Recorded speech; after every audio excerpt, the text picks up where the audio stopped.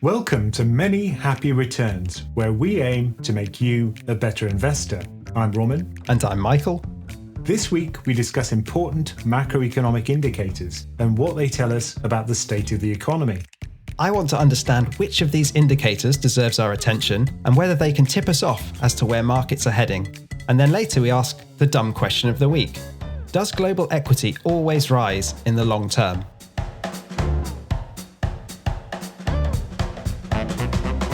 Okay, let's get into it. So the economy is a confusing beast. There are lots of numbers which people pick out, some more meaningful than others. And for an amateur, you don't really know which are the important things to look at. Now, there are lots of things called macroeconomic indicators, which indicate the health of certain bits of the economy and what's going up and what's going down. Now, Romin is going to use all his expertise to talk us through which of these matter. So, Romin, if you have a crystal ball, now is the time to tell us. If only. The reason why I think these are useful, these indicators, is because they give you a broad overview of what's going on. If you just go by headlines in newspapers or what you see on TV, it'll be very misleading and it'll be usually flavoured with some kind of opinion. Well, I used to work at a newspaper for a long time and it only really got into the papers when there was a big crash going on. So if you only read the papers, you'd think the stock market's always a disaster. And what do people look for? They look for emotion. They look for things which essentially compel them to look at more headlines. That's what gets clicks on a website. And so this gives you a kind of more objective view of what's going on in markets. And I think a really nice analogy is with aeroplanes and flying an aeroplane when you're in cloud or it's dark and you have to somehow use the instruments to fly the aeroplane. It's called instrument flight rules. And the idea is that you can fly the aeroplane without any kind of cues from outside when you're under these kind of very stressful circumstances where you can't see a thing out of the window. And similarly, aeroplanes only make the news when they crash. That's right. I mean, it's not a good thing, right? But I think the thing about making it objective is that it takes some of the emotion out of investing, which is what we're always trying to do. So the reason why some of these are more useful than others is that many of them tell you about the economy, but they don't necessarily tell you anything about the stock market or the bond market, say. So I think it's really important to make that discrimination. The economy is not the same thing as the stock market. That's really clear. However, in extreme cases, the economy does affect the stock market. And that's why the two are kind of tied, but it's not really a very clear linkage. But under extremes, then you better be sure you understand what's going on in the economy. And as I understand it, there are different kinds of indicators. There are what's called leading indicators, which tell us what might be happening. They kind of give us a flavour of what's coming down the track. And then there are lagging indicators, which tell us what has happened. And coincident ones, which tell you what's going on right now. Each of them has its own part to play. When you think about leading indicators, they aren't perfect indicators. Some are better than others. But the idea is that they lead things like GDP or they lead inflation. If you're looking for a leading indicator for the stock market, good luck, because there aren't any. Right. If we knew what was going to happen, it would be much less interesting to invest, I think. But let's think about what's going on with the leading indicators and take an example, right? So one of the ones which people use a lot is something called building permits. So the idea here is that if you're going to build some houses, if you're a property developer, then you apply for building permits. And of course, you'll only do that if you think people will want to buy those houses. So when these companies do apply for those permits, it's a sign that they expect to pick up in the housing market, or at least strong demand for housing. Whereas if they're going to a recession, it's much less likely that they'll be doing that. So this is one indicator of future demand for housing, which in turn is a read on the economy. Because if people feel more confident, they're more likely to buy houses, for example. And I suppose it's the biggest asset that most people will ever own is a house. Yeah, and that's just one example, right? So another one might be average weekly hours in manufacturing. So the idea there is that if you've got production workers in manufacturing, then employers are going to adjust the work hours. If they think that demand's about to pick up, they'll increase the hours. If they think it's about to slow down, they'll reduce hours. So keeping a handle on that gives you a kind of insight into the pulse of what's going on in manufacturing. So there's a whole battery of these leading indicators coincident indicators. So coincident would be something like non-farm payrolls. I'm always going on about non-farm payrolls. Yeah, those poor farmers, they don't get counted. It's kind of like it focuses on particular sectors like the manufacture of goods, the construction industry, and unfortunately, as you say, agricultural workers are excluded from it. So maybe let's drill into that. So that's an indicator of the labour market. And there are lots of different numbers which get thrown around, like the unemployment rate. And I know in America, everyone focuses on the initial jobless claims. Do you want to explain the difference between these indicators? Well, I think the one which people usually focus on, the coincident one, is non-farm payrolls, because what that tells you roughly is how many jobs have been added to the US economy over the last month. Now, just to absorb the new entrants into the workplace, you'd have about 100,000 new jobs added. So if you're above that, then you'd expect unemployment to fall. And when you say new entrants into the workforce, do you mean people graduating from college? Exactly, yeah. These are people who've just entered the workforce, either from leaving school or university, and you have to absorb those new entrants. If you can't, then that's a real problem. And that's published on the first Friday of the month. And everybody looks at it. I remember when I first went for a job interview in strategy at an investment bank, the guy kept me waiting because he was waiting for the non-farm payrolls. Oh, really? I was just waiting at the door while he was sat in front of the Bloomberg terminal. And then he kind of nodded sagely as he saw the number pop up. And I thought, oh my God, what is this? You know? I mean, I knew what non-farm payrolls was, but it really is an important number because the US workforce and the US employment market is probably the most important one in the world because that drives Federal Reserve policy and that in turn sets the risk-free rate for essentially every asset on the planet. So that's why I think it's important to understand how all these things fit together. And also US consumers are so important, aren't they, in driving global demand? Yeah, and US wealth. You know, they're probably the richest country in the world. So US dollars sloshing around the world is essentially what drives markets to first order. So that's why I think it's important to monitor some of these indicators. So that non-farm payrolls indicator, what's that looking like at the moment? I mean, it's really difficult now because if you plot it, what people usually look at is the monthly change in employment. So, you know, if it's been very strong, which it has been recently, over 200,000, then that's because we've got a very strong recovery. And that's exactly what we've seen. Everyone's complaining about inflation and the Fed missing, taking its eye off the ball with inflation. But the reason why the Fed was so accommodative was because we had a catastrophe in the US jobs market and in job markets across the world. So they were trying to ensure that those people were getting back to work. And they do have a dual mandate, the Fed, don't they? It's not just inflation they look at. Yeah, it's full employment as well. And people forget that because, it's kind of touchy-feely. It's about people's lives, but the Fed really cares about it. I'm always criticised of being an apologist for the Fed, but they actually care about it. They want to ensure that people do have jobs. And I remember during the start of the pandemic, everyone was saying the danger is not doing too much. The danger is doing too little, which would cause scarring in the economy. And we seem to have hopefully avoided the worst of the scarring in the labour market, at least. Yeah, and we've had a very rapid recovery, exactly the opposite of what happened in 2008, 2009. Do you think the lessons were learned from 2008? Very clearly. I think that was what went through policymakers' minds. They looked back and saw it took 7 years for the job market to recover from the global financial crisis. So this time around, they were really active in trying to fix that. Maybe too active. So, we have had inflation spike, but it was probably not due to what people say it was, which is money printing. Oh, someone is an apologist for the Fed.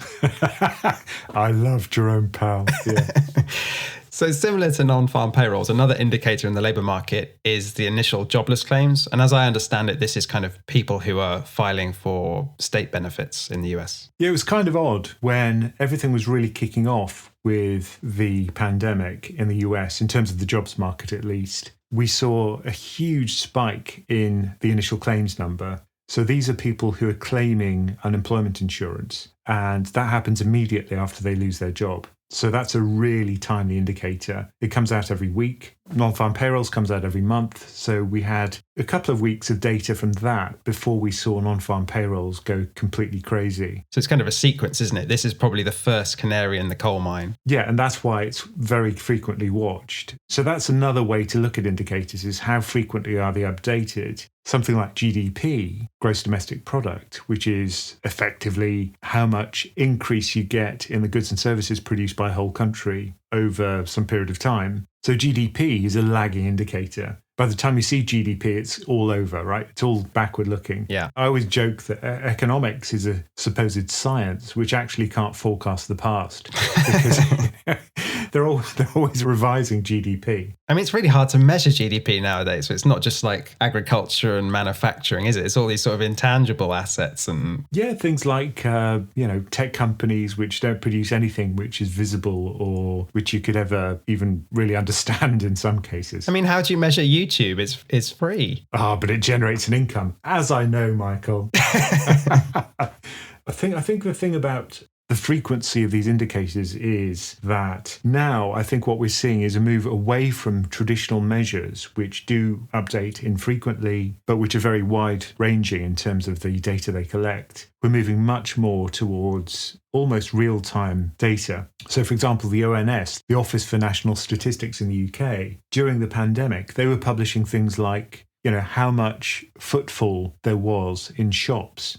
Literally, they could see on video cameras how many people were walking into the shops, and they could monitor that in almost real time, or how many people were booking restaurant tables. And how many people were going on the tube. How many people on the tube. Or, you can actually monitor traffic on roads. And it was amazing seeing the drop in that, but also the recovery. So you could in real time monitor the activity of what's going on. But I think that's one of the trends, is that we're moving away from these traditional measures, which are published infrequently, to kind of real-time measures of activity. And in the future, probably GDP will be much more timely. And so to go back to those labour market indicators, what do they tell us really about the economy and then for what might happen in markets? I used to like talking to the economists when I worked at an investment bank, and they're obviously incredibly bright and they understand real nitty-gritty facts about the economy and how it works. But I always liked it when they came up with a homespun truth, like there's no way we're going to get a recession if unemployment is below 3%, or some kind of truism like that. They just make up some rule. Well, no, they were saying that, if employment is high, unemployment is low, then it's very unlikely you're going to get a recession. It's going to be good for the economy because if you're employed, you've got a salary, you can go out and spend, that'll feed through to corporate earnings, and that'll be good for the equity market. So, very simple understanding, but very key understanding of that statistic comes from that kind of truism. But people are talking about the fact we may get a recession and unemployment is very low. So those things aren't going together, right? Well, I think they kind of do, because it's very unlikely that you're going to get a deep, deep recession if employment numbers hold up. But of course, the trouble with unemployment is that it's a lagging indicator. You only find out about what's going on in the employment market after the kind of structural changes, if you like, have already happened. It doesn't really tell you what's going on immediately. So I think unemployment is important, but it is backward looking. So that's why, I focus on other things like non-farm payrolls, which at least is coincident. But those are all looking relatively strong at the moment. Yeah, at the moment, certainly it's looking pretty good in terms of employment. And, we're at very low unemployment levels, historic lows, the kind of unemployment levels that we had decades ago, 50 years ago is what we're talking about. And I think people also tend to focus on indicators which confirm their own biases. So if someone wants to tell a bad story, they'll focus on just one indicator like yield curve inversion, which we'll come on to, I suspect. But the reason why I think using the analogy of the instruments in a cockpit is pilots are trained not to focus on one instrument. They have this kind of scanning approach where they look at each of the instruments in turn, so that they immediately pick up a kind of gestalt picture of what's going on. And they don't focus on just the altimeter, say, or the airspeed indicator. They have an overall picture of what's going on. And I think similarly, you should kind of flip between these different indicators. I've often wondered if that unemployment figure is disguising people who have dropped out of the workforce but are not actively looking for jobs. Because as I understand it, unemployment is just the people who are looking but can't find work. So another indicator people look at is called the U6 indicator, which also includes people who are discouraged workers. So these are people who've effectively left the workforce because they couldn't find a job for a long period of time. I was a discouraged worker even when I was in the workforce. Yeah, perhaps it's a bad term from that point of view. But I think people, at the Fed, for example, they certainly look at indicators like that. Yellen often used to talk about U6, Powell does as well. But there are different indicators which give you different measures of the same thing. And so moving on from the labour market, the other main strand here is what's going on in business. And I think the credit market is often talked about as one which is a very timely indicator of business viability. Yeah, I think the credit market's an important one. So this is kind of informally called the SLOOS survey, the Senior Loan Officers Survey. And you look at the percentage of banks which are tightening conditions for loans or loosening conditions for loans. It sounds a little bit abstruse, but in fact, it makes a lot of sense because if you're a bank manager and you think economic conditions are going to get worse, you'll be less likely to lend. So you'll tighten up on the lending conditions and make it more difficult for companies to get loans. And this availability of credit is effectively what lets a company grow. And it kind of determines which companies are viable. If it's tightening, then the more speculative ones are not going to do so well. Yeah, so that's why a lot of focus goes into the small company lending. So you look at tightening and loosening conditions to small companies. And you can find a lot of this data free in the United States on FRED, which is the St. Louis Fed economic database, which is just incredibly good. It's a nerd's paradise. I love that site. I absolutely love it. And, you look at the Bank of England and you have to find break-even inflation, and it takes about 10 minutes to dig through the website, download the spreadsheet. You got to ring up Andrew Bailey and say, what's the address again? You have to wake him up, yeah. Oh, yeah. Did you see that news story? When he was at the FCA and he was supposedly fell asleep in meetings. Yeah, so this was a critical meeting about mis-selling of pensions. And the guy was nodding off. It is boring though, Roman. It's boring stuff. Oh, it was unbelievable. Anyway, so you have to dig through the website and then the dates come out formatted incorrectly. So it's difficult to turn them into proper dates. And you have to dig into a zipped file. It's just a nightmare. Whereas with Fred, you just search for senior loan officers. You click on it. It's got the entire history as a graph. It usually goes back to like the 70s or something. You can sort of zoom right in. You can zoom in. You can actually add other graphs onto the same axis. So if people say, why are we focusing so much on the US? It's because the data's so good and it's so important. Yeah. Fred just makes everything a joy. If you want to understand economics, Fred is a great place to start. You got an affiliate link or something? If only.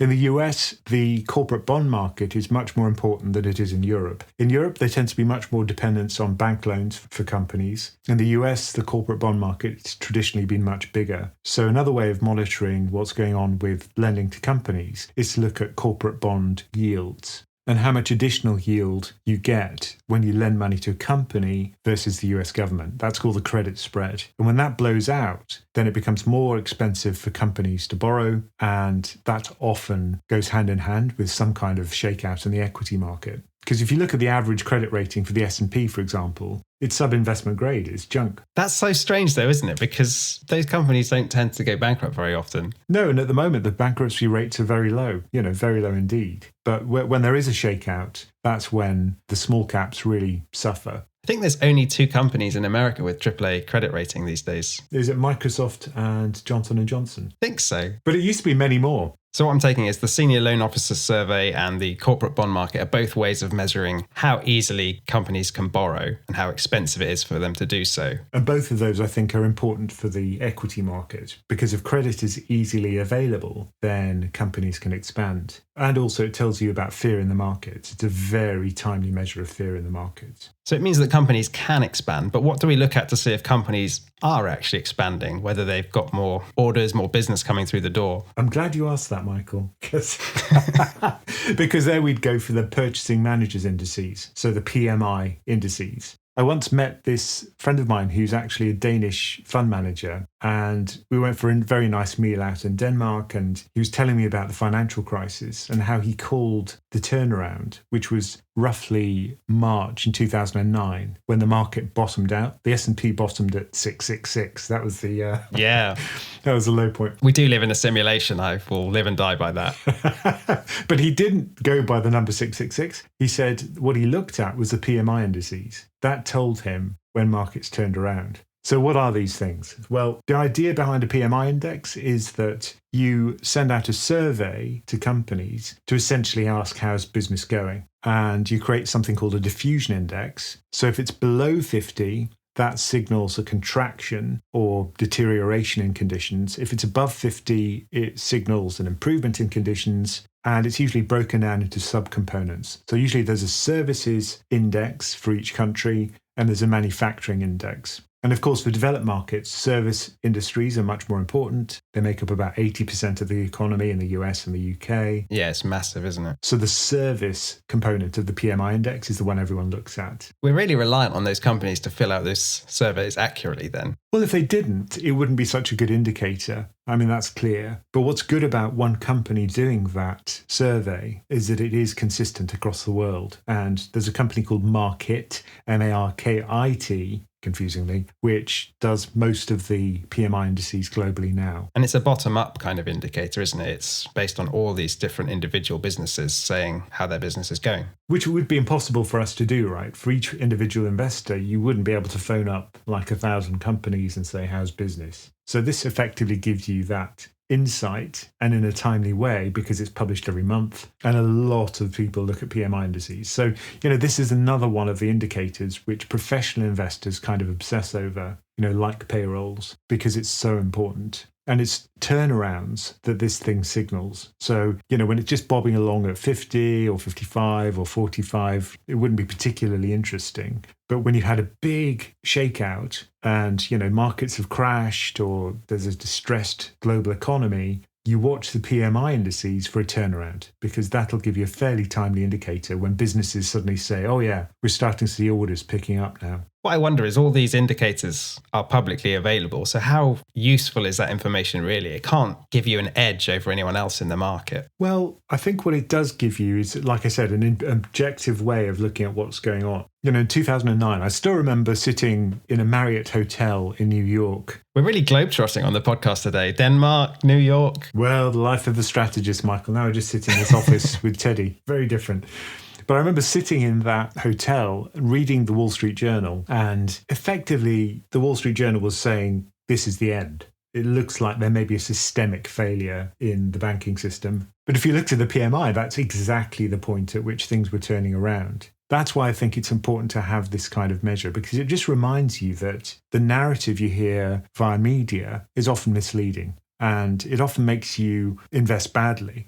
Now, there are lots of other sources of information which aren't strictly speaking indicators, but which you can pick up from reports which are published, which are free. Now, a great one is published by the Fed, where they give an outline of what's going on in the economy in the US, but also globally. When you read the report, they talk about the staff overview of the economy. And the Fed has an incredibly talented group of economists which produces reports which are beautifully and clearly written. So I always recommend to people that they print out that report from the Fed and they stick it in the toilet, because, you can just dip into it and then, you don't have to read the whole thing in one go. I thought you meant it's just junk. Just throw it in the toilet symbolically.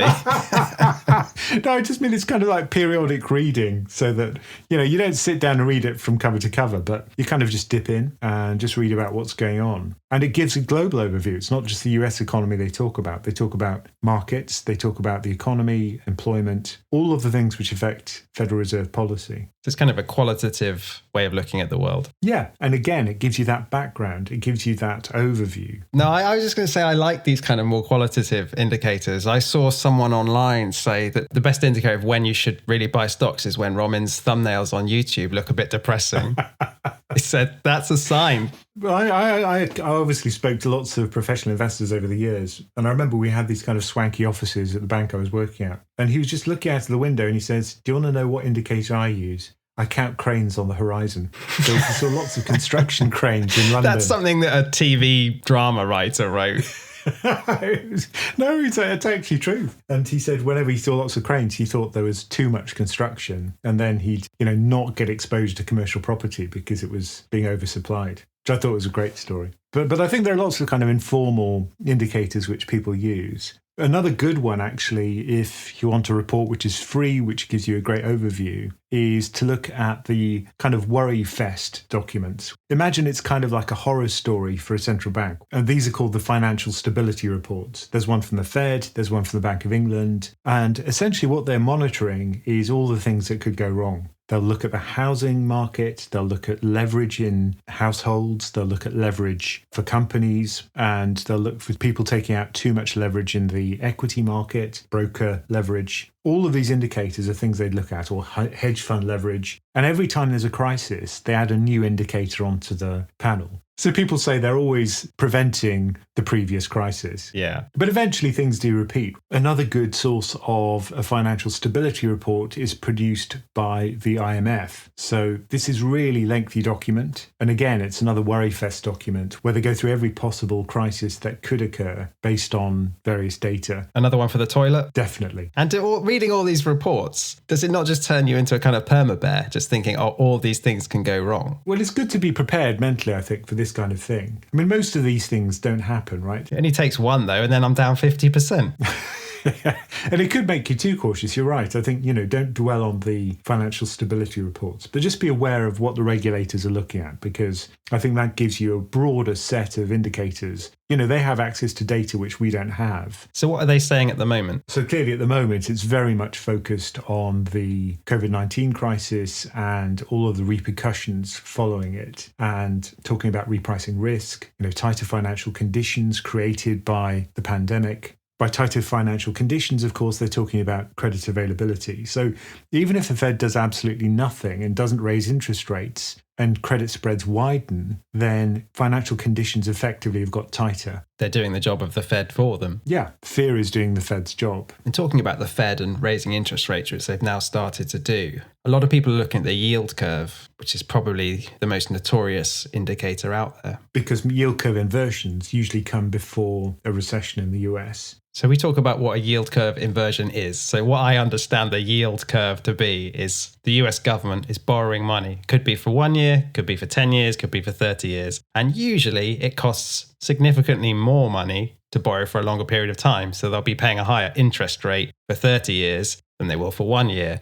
And an inversion flips that on its head, and they have to pay more to borrow over the short term than the long term. Yeah, that's exactly right. And usually it's upward sloping, because if you're buying a 20-year US government bond, then you're taking a lot more risk. Just plot the price of a 20-year bond versus a 1-year bond, and you'll see what I mean. The 20-year bond will be all over the place, like equity, whereas the 1-year bond will be almost like cash, almost zero volatility, almost zero price movement. So in order to be willing to take that volatility, you have to be paid a higher rate of income, a higher yield. That's why people usually demand some kind of term premium, it's called. So one way to think of it is the long end of the curve is driven by growth expectations. So let's say that we're coming out of a period of crisis. Usually the Fed will have reduced interest rates to zero. They control the short end of the curve. So the curve will actually be very steep at that point. And then as the Fed raises interest rates, the short end will be moving up. People will still be fairly pessimistic about the growth prospects. And if the Fed hikes too fast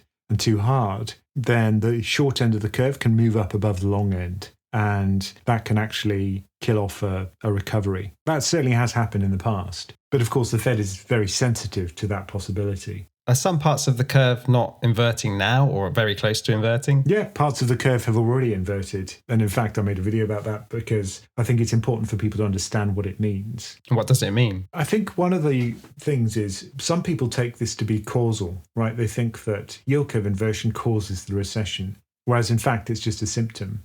Tighter financial conditions and mediocre growth are just not a good combination. But usually you come out of these crises with a recession at the end of it. So, that's the problem. The thing is, the Fed kind of has to raise rates now. Inflation is running at 8%, 8% or something. It can't sit there with rates at zero. Yeah, and kind of expanding its balance sheet so rapidly. Clearly, everyone's thinking that economic conditions should be much tighter than they are now, which is quite reasonable because, if you look at the Taylor rule, for example, it's saying that Fed policy rate should be something like 6% right now, which would be unthinkable given what's happened in the past decade or so. What would happen if they just did that, though? If they just said, screw it, it's going up to 6%. We'll shake it all out and we'll deal with it. What would actually happen? Would we just see meltdown? Well, a couple of things would happen.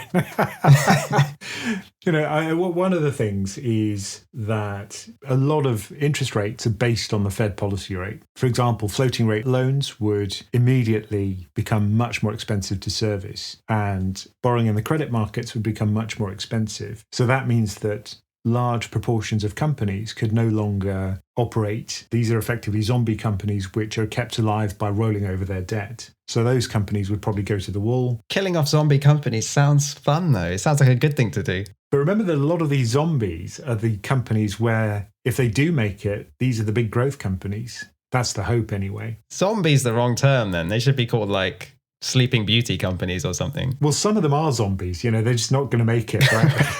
And the majority are companies like that. But some of them are the kind of diamonds in the rough where, they're going to make it and become the new Apple of the future. So if rates went up too quickly, you'd kill off some companies and presumably the housing market would take a big hit because mortgage rates are going to go up. And in developed markets, a lot of household wealth is in housing, about half of it in the UK. I think it's comparable in the US. So obviously that would have a huge psychological impact on people. And some people think that when the house prices fall, that stops people consuming. It's called the wealth effect. So that could have an effect on growth as well. So, if the Fed did go kind of a little bit off the rails and say, hey, we're going to put it up to 6%, you wanted it, so there you are.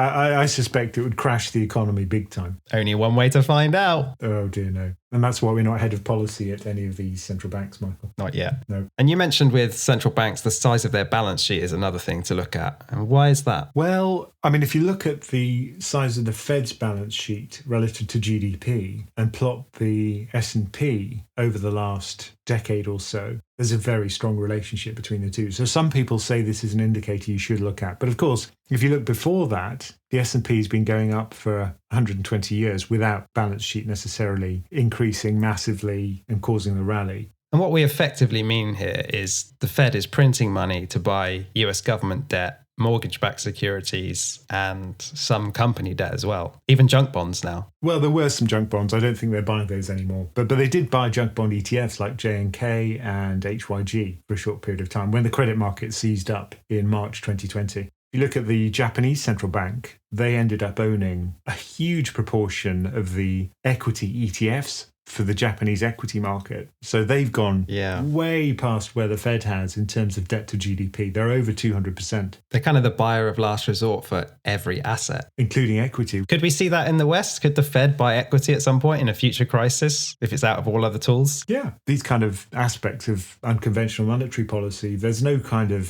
theory behind them. Really, it's just about restoring confidence, and it's about shock and awe. If you can shock the market into being confident, that's great. That's the goal. Really, it's when markets are in free fall that you really need that kind of shock and awe. But of course, every time you do it, it becomes less shocking and less awful. Awesome is the word I was probably looking for.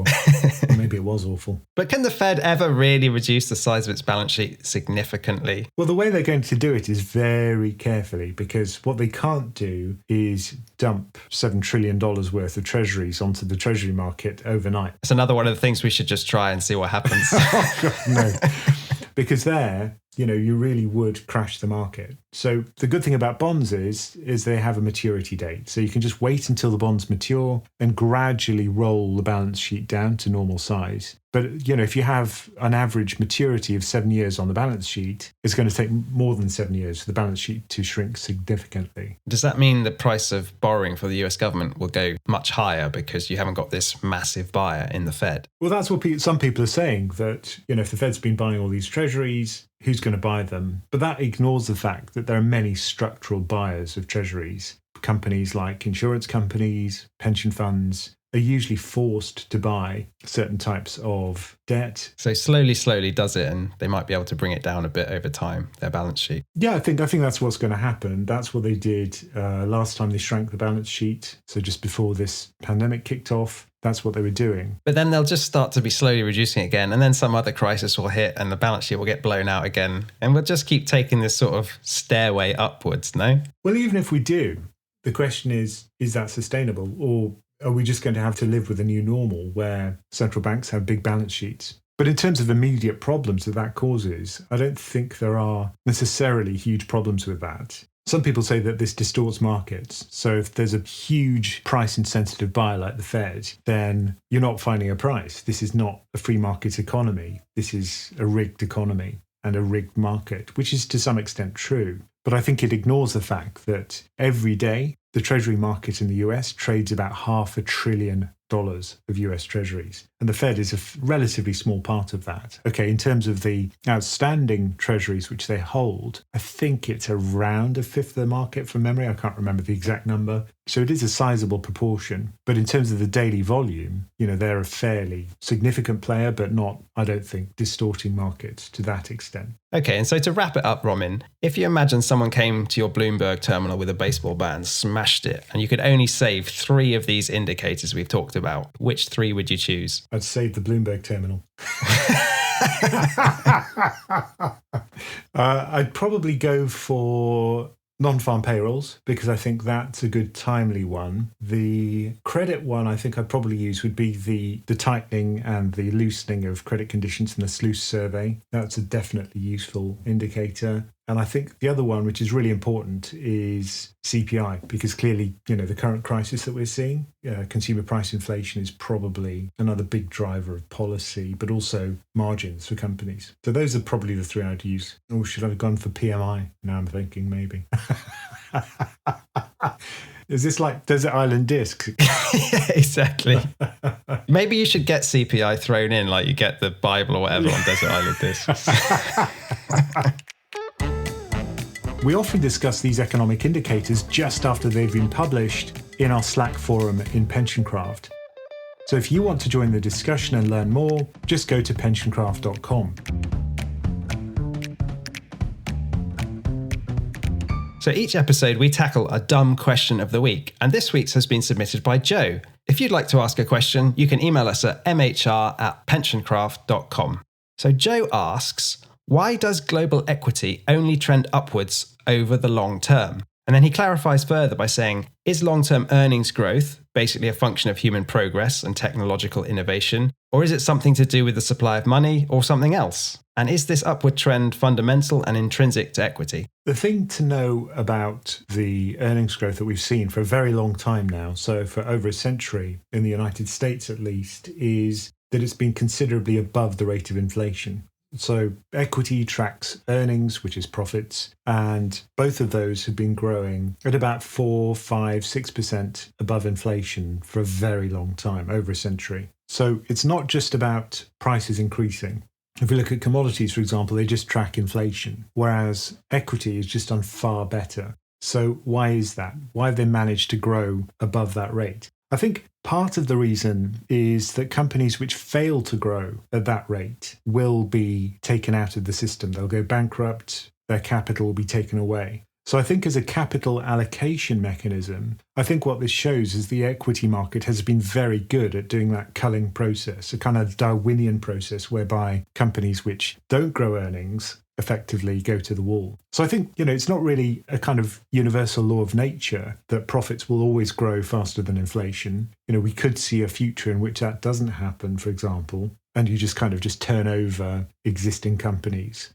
I think another reason is there's been a demographic dividend. So population has been increasing in the last century, much longer, obviously, but since the Industrial Revolution, which is when most of our data is based. The question is, if we had a steady global population, would we still be able to grow earnings faster than inflation? I mean, that's often what I wonder about. I'm long-term exposed to global equity. So, you could infer from that my belief is that it will continue to grow. But there is a little devil on my shoulder which sometimes says, was the last 100 years a kind of one-off with this perfect demography? We had the baby boomers coming through, and in the sort of second half of the 20th century, especially in the 80s, it gave us this perfect mix, really, where you had a huge working age population and a small cohort of older people, which is exactly what you need. That's kind of the sweet spot. And we're no longer going to have that. Populations are going to be declining in much of the developed world. Another way to look at it, I mean, if you're kind of an optimist and you kind of believe in technological process as a kind of improver of our lives and business, then you could say, well, we will get technological improvements, which mean that companies can produce more at a lower cost. So that increases their profits because, if margins increase, then you could effectively generate more with less. So, maybe it's the case that new technologies will come along which completely revolutionize our ability to grow profits. Maybe that's the way things will evolve in the future. Because I also wondered if there was kind of a couple of one-off changes really in the last 100 years which have fueled that equity growth. One would be an increasing share of women joining the workforce over that century, which, we're not going to have that again. That's been done. And also globalization in the last 30 years, where we've kind of outsourced our manufacturing capacity, which has enabled low inflation, so goods to be produced cheaply, despite the fact we're living well. That's even unwinding a bit now, I would say. So it's not a great picture going forward. I think it'll be harder unless, like you say, the technological process can offset some of those trends. Well, obviously, I'm a science fiction nerd. So for me, I think exploring the solar system, but also the resources you can get from the rest of the solar system could revolutionize things. Or, we could develop things like nanotechnology so that, we'd have a much more extreme control over nature at the atomic level. And we could create new manufacturing processes or have a much better control of chemistry and biology, for example. And that could revolutionize health, manufacturing, all aspects of our lives. So it's really hard to see these things before they happen. So I wouldn't get too pessimistic about that happening. No. I think the real kind of barrier to progress would be something like a loss of faith in science and technology, because, that's where a lot of these innovations come from. And if that suddenly goes away, we could enter another dark age, and that could slow progress hugely. And I think that's one of the kind of shocking things for me during this pandemic was how much anti-science sentiment there is actually out there. And if that morphs into something which is broader, then, we could see a society which doesn't want that kind of progress. The people on those fringes, or maybe not fringes now, they kind of want all the trappings and benefits of modern society without believing it, or at least pretending not to. But then they will fly on an aeroplane, or they will go to the doctor when they're really sick. Or people who are anti-capitalist tweeting on their iPhone, you're thinking, well, there's something not quite right there. But yeah, I agree. I think that we get used to these comforts and we forget where they've come from, and the processes and the political system, but also the scientific system that's gone into the creation of those comforts, which is, I think, a mistake. And I suppose the other thing is that there is rising inequality in the world, and whether the political situation is sustainable, which is, what sets the environment for equity to do well and shareholders to see good returns. Yeah, and instability, political instability from inequality, wealth inequality in particular, is a pattern that we've seen many times in the past. This is one of the things that Ray Dalio talks about. It's true that, political instability thrives on that kind of environment. So I think unless we do see some kind of recourse for people who are at the bottom of the wage distribution to at least see a way to getting into, a more comfortable standard of living, then I think it's going to be a real problem in the decades ahead. I think one of the things about inflation, which is kind of interesting, is that it affects wealth inequality a great deal. In periods of very high inflation, usually the people who have the most assets, inflation erodes the value of that wealth. And in fact, if you look at the wealth distribution, it becomes less extreme after a period of high inflation. And you could argue that's why the Fed is kind of obsessed with keeping inflation low, because it actually keeps that situation, it perpetuates that situation. The state was founded to keep capital in the hands of a few. Is that what you're saying? That's exactly what I'm saying, yeah. I'm not sure I agree with it, but I think it's an interesting kind of idea. Yeah. It's weird though, isn't it? Because you kind of don't want huge inequality, but you also don't want the overall pie to shrink. Because you could say, crashes in a way are good for inequality because it tends to bring down the wealth of the people who hold the assets. But it also has a huge impact on the poor. And zero interest rates, that's immensely benefited people who have the greatest wealth. So that's another example of monetary policy exacerbating that wealth inequality. And I suppose another long-term issue that could cause markets to stagnate would be something like climate change, if that necessarily led to lower consumption. Like if we were forced to consume less, then presumably that would have an impact on corporate earnings. Yeah, and if we have finite resources and a finite amount of energy which we can generate, if that was the case, then yes, you would expect that would curtail the growth in profits. However, we do have other sources of energy. As a physicist, I'm very keen on nuclear energy as a kind of stopgap measure for renewables, as a kind of always on source of energy, which isn't sustainable because uranium has to be mined, but it is clean at least. And you can dispose of the nuclear waste. Bury it very far underground. Or fire it into the sun.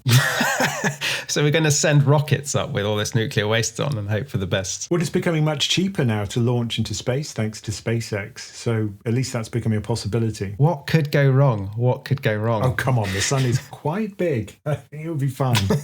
I mean, getting out of the atmosphere is what I'm worried about. Oh, okay. Yeah.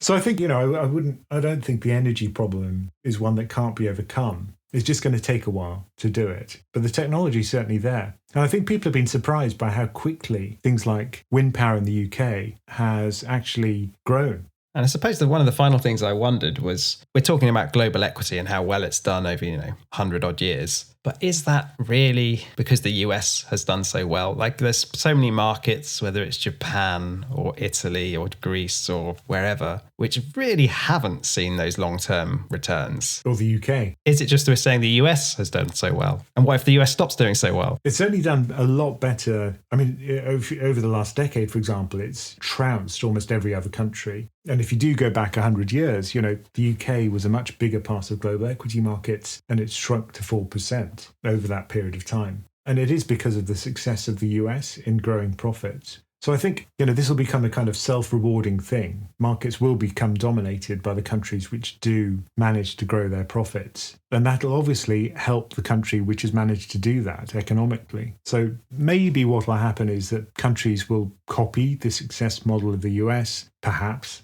But I think the danger is that you do have this kind of country inequality, which ultimately could create conflict. But also as an investor, if the US starts to falter and its markets go the way of Japan, then it's kind of all over for the next 30 years in terms of expecting a good return. Well, again, that's a pessimistic way of looking at it. I think what will probably happen is another country will come to the fore. One that we would never expect. Belgium.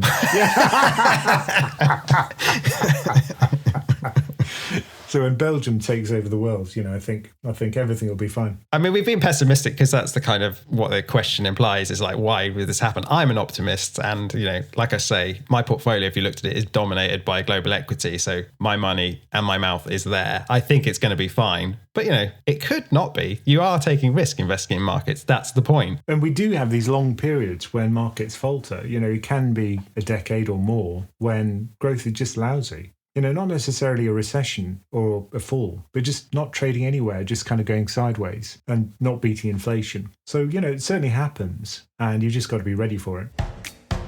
Thank you for joining us for Many Happy Returns. Remember to subscribe to hear our new episode every Wednesday. If you want to keep abreast of the most important goings on in markets and the economy, why not sign up for my weekly market roundup at PensionCraft.com? It's free. Many Happy Returns is a PensionCraft production, co-hosted and executive produced by Roman Nakiza and Michael Pugh. This podcast is for informational and entertainment purposes and is not financial advice. We do not provide recommendations or endorse any decision to buy, sell, or hold any security. We cannot be held responsible for any actions listeners may take, and investors are encouraged to seek independent financial advice.